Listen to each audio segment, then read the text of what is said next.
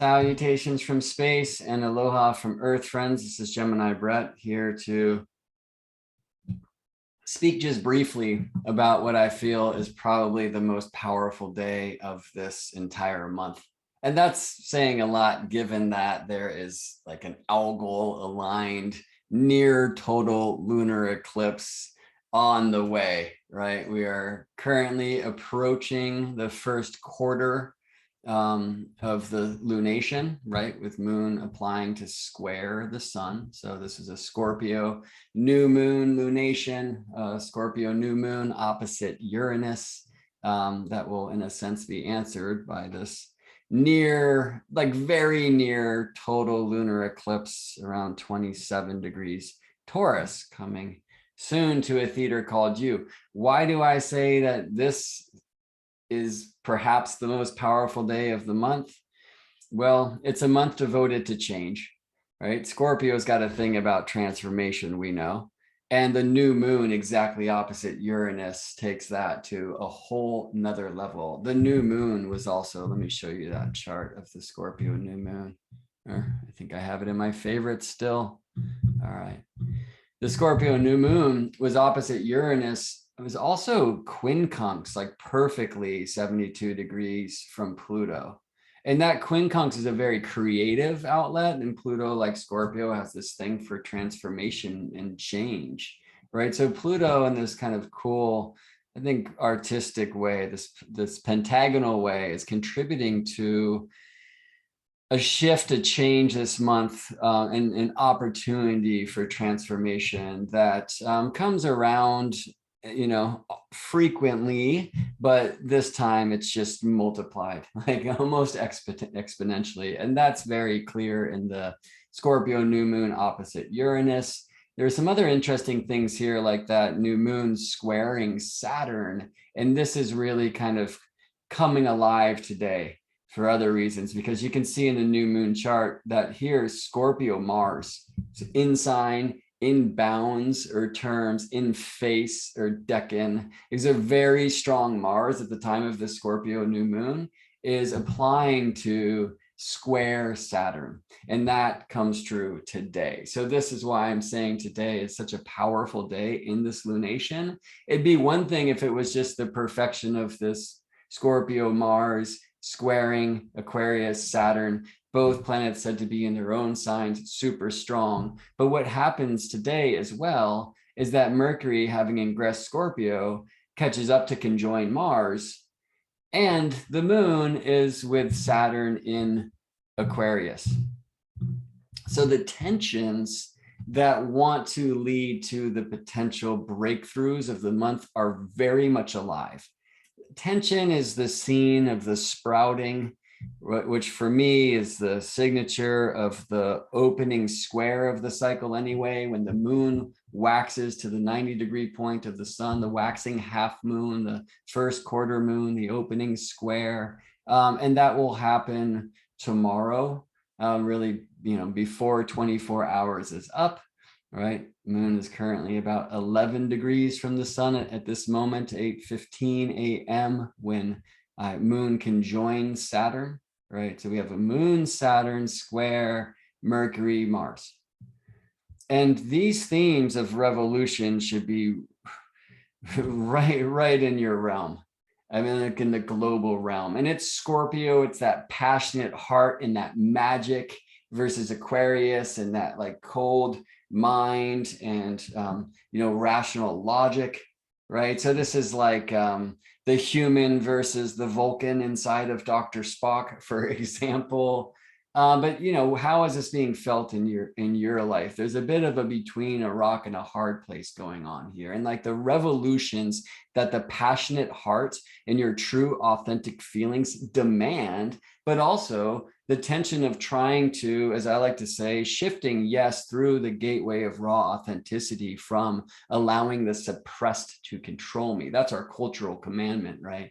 Because I want to shift in Scorpio from serving the suppressed to control me, to controlling the expressed to serve me. But that does take control. Control does not have to be a naughty word when it's coming from within you, right? When the control is coming from outside of you, right? Like trust the science, where science is spelled with a $sign, for example, right? That's like right in the heart of this square, right? So that's one way I'm personally experiencing it. I don't know about you, and I'm not telling you what to feel. Now, I will say that there are very cool opportunities for breakthrough. I mean, you can see these squares, right? I had to get the chart big to even get the whole title of it, which is Moon, Saturn, Square, Mercury, Mars here. But you can also see the square from the sun to Jupiter, which is applying, right? And Mercury and Mars applying to oppose Uranus on the other side. So I actually want to move from this time some hours. Let's go back to here. I'll go first some hours before, because what I want to show you is that moon who moves so quickly, right? First, she comes into, it looks like she's going to square Mercury first. It's a really interesting thing to see. I mean, at this point, probably kind of have to go by minutes. Or let me ask the Astro Gold software to accelerate the study, and we will say, when does moon square Mercury? Probably should go a day before, because when it's that close, sometimes the computer gets tricked. So moon square Mercury, November 10th, 2021, 8:08 a.m. Pacific time, right? But what I want you to see is like, so let me go back an hour. It looks like moon is going to square Mercury first when we're here, like early AM hours. But what happens is before moon can get there, Mercury conjoins Mars. And friends, like from a traditional point of view, this is good news, because if not, moon would square Mars and really be between like the rock and the hard place, between a square with Mars and a conjunction with Saturn. Traditionally, that's a besiegement, like not necessarily something you're looking for, okay? So the good news here is that Mercury conjoins Mars, and then what's going to happen is moon will square Mars, then square Mercury, so Mercury kind of breaks up this Mars-Saturn thing, then conjoin Saturn, right? And then she's going to move on to square Uranus. And so this revolution that's in the air, however it's happening for you, be really interesting to consider, where is Scorpio and Aquarius in your nativity, right? Uranus here in Taurus, offering a place for the T square. Leo on the other side, right? The fixed signs, like really hosting the strength. Now let's look at some of the release, because we have this Scorpio sun, even before he will square the Jupiter, we have this beautiful trine to Neptune, right? And so go to the dream, go to compassion. Now you cannot have compassion, Pisces, without passion, Scorpio. This needs to come from you. Don't let the world tell you what you're supposed to feel. That's not feeling. Feeling is yours, right? Scorpio knows this truth. And once we know passion and learn how to control that in a good and beautiful way, that's the magic, right? That's the alchemy. Then we can come into true compassion. The other things I just want to share in this moment, let's go back to that moon, Saturn, square Mercury, Mars, is this moon Pluto parallel. And if I widen these a bit, or we can look to the declinations right now, and we're going to see that the sun's declination here at 17 south, pretty close to Saturn's as well. So as sun gets a little further south, though the signs of Scorpio and Aquarius are square, they're also antiscia or antiskia, similar shadow, similar light, and it will offer some astronomical parallels along the way. So there has been sun parallel Jupiter, sun parallel Saturn. It's another image of where some of the release is. And for moon, and this is only because she's out at like very south, I almost said out of bounds, but that's no longer true. Moon has just come back in bounds.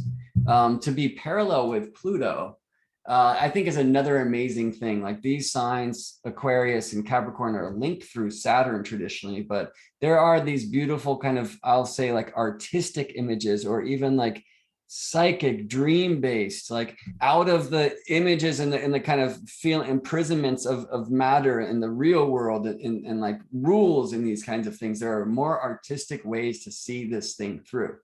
That being said, I think it's a wonderful day to write those emails you got to write and let the person know how you really feel, but probably not the day to hit send. I think the passions are going to be really high right now, and the tensions between, is it right for me to just be authentic, or is it right for me to like contain that if it's like rude or hurtful to somebody else, even though I might have to get this, we say off of my chest. Why? Because the heart lives there, right? Or off of my shoulders. That'll be a huge thing. The responsibilities that we're bearing. Like, it is a big deal day. And I'm not the kind of astrologer that tends to go live and say things like that. And so if you weren't able to sleep last night, if you have that one thing on your mind that's finally kind of come to a head, like, you are actually dancing to the heavenly harmonies. And I would say today, dance, like, definitely write it, move it, channel, but don't hit send quite yet. You're going to find over the course of the next few days an opportunity to have a bit of a different perspective of what you're experiencing now. All right. So I hope you are feeling it. And I will send you, as I'm sending to myself and those near me, like, love for the truth that this is meant to be a tense time. But if we are awake to the tensions, we will realize the release. Thanks for spending some time with me, friends. I'll see you in space.